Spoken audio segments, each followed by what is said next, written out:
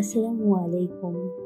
আল Jamiatul Arabia দারুল উলুম মাদ্রাসা রংপুরে বৃক্ষরোপণ অভিযান খান গ্যাজেটের মাধ্যমে সম্পন্ন হয়েছে।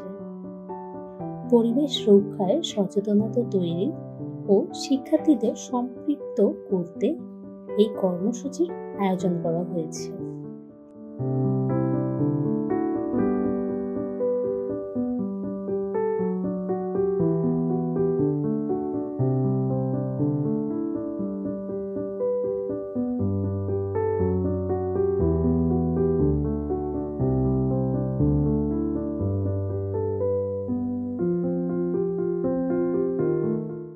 মাদ্রাসার প্রাঙ্গণে এই বৃক্ষরোপণ কর্মসূচি উদ্ভাবন করা হয়।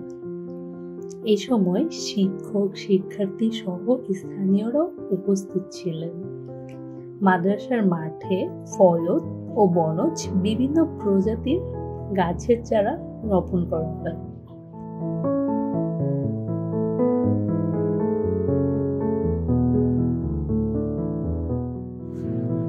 মাদ্রাসা কর্তৃপক্ষ জানান, শিক্ষার্থীদের হাতে কাজ তুলে দেওয়ার মাধ্যমে তাদের দায়িত্ববোধ জাগ্রত করাই ছিল কর্মসূচির মূল উদ্দেশ্য।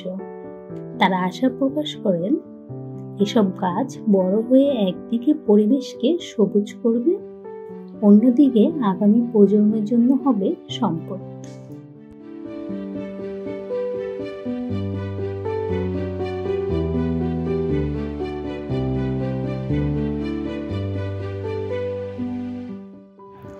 শুধু প্রযুক্তি নয়, সামাজিক দায়িত্ববোধতার অংশ হিসেবেও সবসময় পরিবেশ বন্ধন কর্মকাণ্ডের পাশে থাকতে আমরা অঙ্গীকারবদ্ধ। দিনব্যাপী এই কর্মসূচিতে শিক্ষার্থীরা নিজেদের হাতে গাছ রোপণ করে আনন্দ প্রকাশ করে এবং নিয়মিত গাছগুলো যত্ন নেওয়ার অঙ্গীকার করে।